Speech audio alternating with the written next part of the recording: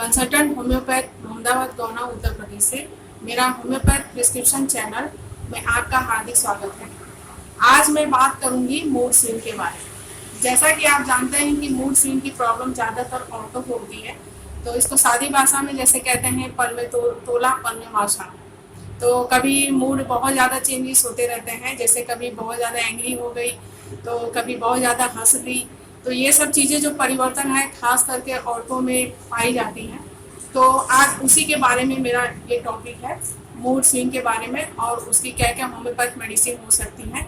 तो आजकल की ये खास करके ये प्रॉब्लम ज़्यादातर वुमेन्स में पाई जाती है और इंसान में मतलब ये प्रॉब्लम जो है मेल में भी डोमिनेट होती चली जा रही है। तो क्या क्या कारण और क्या क्या वजह हो सकती है कि मतलब आजकल ये मूड स्विंग की परेशानियां दिन पे दिन बढ़ती चली जा रही हैं और इंसान आखिर डिप्रेशन की तरफ क्यों चला जा रहा है। तो डिप्रेशन की तरफ जाने का मतलब मेन इंटेंस है कि मूड डिसऑर्डर्स। तो मूड डिसऑर्डर्स होने का मतलब ये है कि कभी कभी इंसानों की कुछ ख्वाहिशें जो दबी रहती हैं या मतलब उनको जो कुछ सक्सेस पाने की जो इच्छाएं होती हैं वो उनके मुताबिक नहीं होती है या उसमें कुछ देरी हो जाती है, तो आदमी डिप्रेशन की तरफ चला जाता है। तो इसके पहले जो सिम्टम्स है मूड डिसऑर्डर से ही चालू होते हैं। अगर यही से रोक लगा दी जाए तो आदमी डिप्रेशन की तरफ नहीं जाता है और दवाइयाँ अगर दी जाए तो वॉच करते रहिए कि मतलब मूड डिसऑर्डर अगर इंसान में अगर डेवलप होती चली जा रही है, जो कि ये फर्स्ट स्टेज हो सकता है कोई भी मानसिक परेशानी का। तो यहीं पे हम दवा अगर कर लें तो आदमी डिप्रेशन की तरफ नहीं जाता है। और जैसे आजकल का दौर है कि आदमी डिप्रेशन की तरफ चले जाने के बाद वही एक चीज़ अपना लेता है जिसको कहते हैं कि आत्महत्या।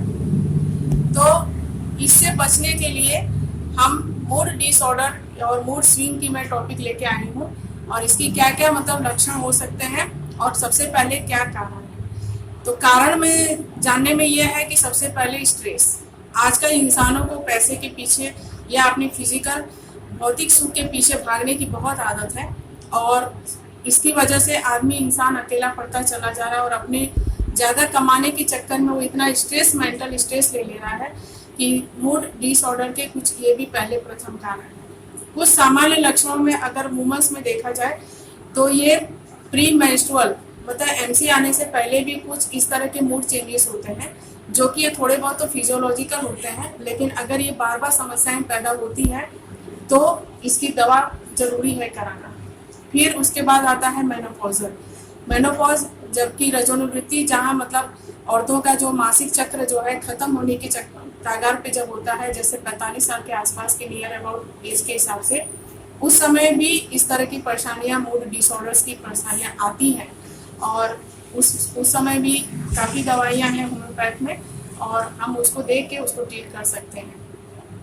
कुछ और परेशानी है जैसे कि ड्यूरिंग प्रेगनेंसी में चूंकि अगर फर्स्ट प्रेगनेंसी होती है तो औरतों को थोड़ा सा उसके प्रति भय होता है और इसके वजह से भी कुछ मूड डिसऑर्डर्स की परेशानियां आती हैं। कुछ अलग से दवाइयां जो है, कुछ जैसे जेंट्स में कुछ अल्कोहल का सेवन बहुत अधिक करते हैं और दूसरी जो है कोई साइकोटिक दवा अगर बहुत अधिक ज़्यादा सेवन करने के बाद भी इस तरह के कुछ साइड इफेक्ट लक्षण दिखते हैं जिसको मूड डिसऑर्डर्स कहते हैं या मूड स्विंग कहते हैं। और सबसे अंत में जो है कुछ हार्मोनिक इम्बैलेंस, जो कि मेल में भी हो सकता है और फीमेल में भी हो सकता है। तो आजकल ये समस्याएं बहुत आम हो चुकी हैं कि हार्मोनिक इम्बैलेंस जैसे थायराइड से संबंधित कुछ भी समस्याएं हैं, इसमें मतलब इस तरह की परेशानी आ सकती है।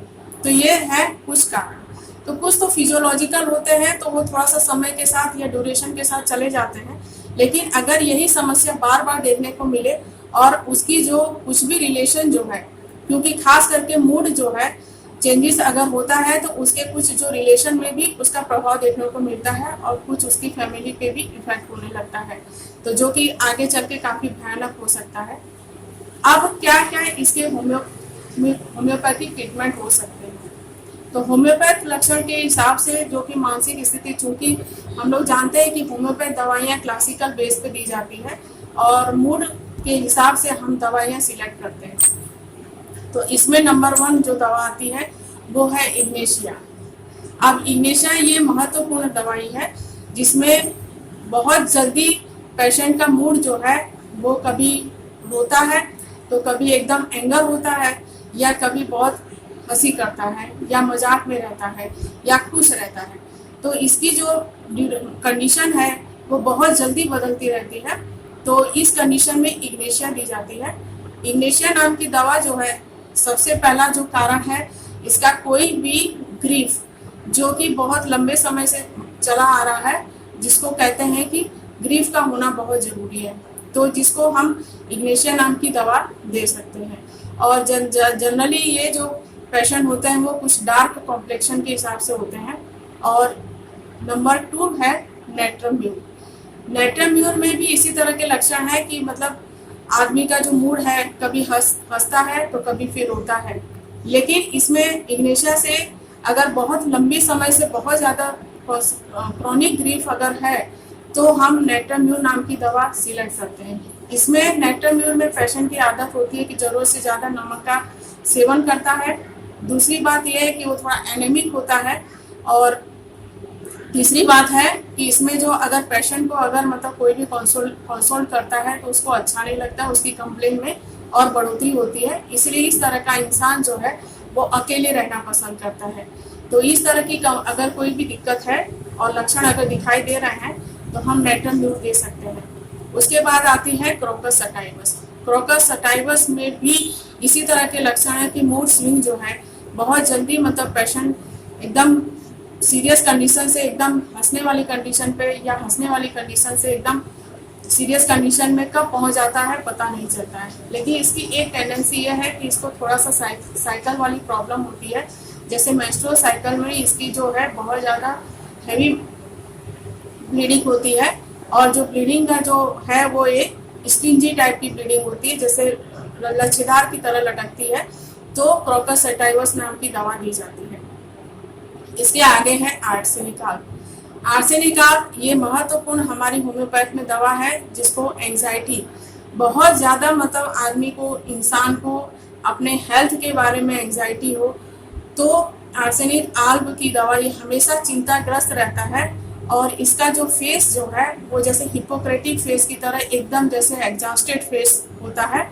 और इसको हमेशा अपने फियर ऑफ डेथ, मतलब अपने मृत्यु के बारे में हमेशा संदेह रहता है। तो इसीलिए ये हेल्थ के बारे में बहुत ज़्यादा चिंता करता है। तो इस कंडीशन में आर्सेनिक आल्ब नाम की दवा दी जाती है। और ये पेशेंट जो है वो फास्टिडियस नेचर का होता है। फास्टिडियस नेचर का मतलब हर जगह वो सर सफाई करने वाला होता है, इवन कोई भी चीज़ है उसके लिए वो झगड़ा भी कर लेता है। तो इस तरह की कंडीशन अगर आती है तो आर्सेनिक आल्ब नाम की दवा दी जाती है। इसके बाद आती है पल्सेटिला। पल्सेटिला वैसे तो देखा जाए तो वो लेडी जो है बहुत ही सुंदर होती है, और एकदम माइल्ड और जेंटल होती है, एकदम काम एंड क्वाइट होती है, बहुत शांत और सरल स्वभाव की होती है। लेकिन इसकी टेंडेंसी में बस यही होता है कि पेशेंट जो है हमेशा रोता रहता है। अगर वो डॉक्टर के पास अगर आता है तो वो अपनी कंप्लेंट रोते रोते ही बताता है। ये पल्सेटिला नाम की पेशेंट होती है। और इसमें जो है बहुत ज़्यादा, मतलब पेशेंट को स्कैंटीमेंसिस की प्रॉब्लम होती है, जैसे मतलब मेंस्ट्रुअल साइकिल जो है बहुत कम आता है, या थोड़ा सा डिले हिस्ट्री की शिकायत होती है। अब इसके बाद आती है सेपिया। सेपिया वैसे तो बहुत लीन एंड थिन लेडीज होती है, लेकिन इसमें एक कंडीशन ये होती है कि इनडिफरेंट वो अपने ही परिवार के प्रति होती है। कभी कभी उसकी अपनी बातों को अगर सप्रेस कर दिया जाता है, या उसकी बातें अगर फुलफिल नहीं हो पाती हैं, तो वो लेडीज जो है इनडिफरेंट हो जाती है अपने परिवार के प्रति, और वो अकेले रहना पसंद करती है। और दूसरी बात, इसमें भी वीपिंग डिस्पोजिशन होता है, मतलब हमेशा रोती रहती है। तो इस तरह की कंडीशन अगर लक्षण दिखाई देता है तो हम सेपिया नाम की दवा देते हैं। और अब ये जो मूड स्विंग नाम की कंडीशन अगर बहुत ज़्यादा अगर डेवलप कर दी जाती है, और उसका एंड रिजल्ट जो अगर डिप्रेशन में आता है, और पेशेंट एकदम टायर्ड ऑफ लाइफ की कंडीशन में चला जाता है, जहां उसको कोई होप नहीं होती है, और एंड में वो सुसाइड करने की पोजीशन में आ जाता है, और वो थिंक करता है सुसाइड करने के लिए, तो उस व्यक्ति को ऑरम मेटालिकम नाम की दवा दी जाती है। तो ये ऑरम मेटालिकम एकदम टायर्ड ऑफ लाइफ, मतलब एकदम लाइफ से एकदम बेजार हो जाता है, जहां उसको कोई होप नहीं दिखाई देती है। तो इस कंडीशन में हम ऑरम मेटानिकम नाम की दवा देते हैं। ये स्टेज वाइज कई स्टेज वाइज है और सिम्टम्स और लक्षण के आधार पे क्लिनिक पे अगर पेशेंट आता है उसे डीप केस टेकिंग करने के बाद हम इस तरह के मूड स्विंग की परेशानी को हम कैसे ठीक कर सकते हैं। तो कोशिश यही है कि फैमिली जो है, अगर पेशेंट में अगर कुछ थोड़े बहुत हल्के भी लक्षण इस तरह के दिखाई दे रहे हैं तो फैमिली सपोर्ट मायने रखता है और वो डॉक्टर के पास आके कंसल्ट करें और समय पे दवा लेके अपनी लाइफ को बचा लें, ताकि पेशेंट जो है वो डिप्रेशन की कंडीशन में न जाए। तो ये आजकल इस तरह का मतलब चलन चल गया है कि इंसान बहुत ज़्यादा भौतिक सुख के पीछे बहुत ज़्यादा अकेला पड़ गया है और इसलिए ये सब बीमारियां जो हैं आजकल डिप्रेशन, मूड स्विंग के बाद फिर कुछ मूड डिसऑर्डर्स और उसके बाद अंत में डिप्रेशन नाम की बीमारी हो जाती है और जिसका इलाज समय पर रहते आदमी आत्महत्या नहीं करता है।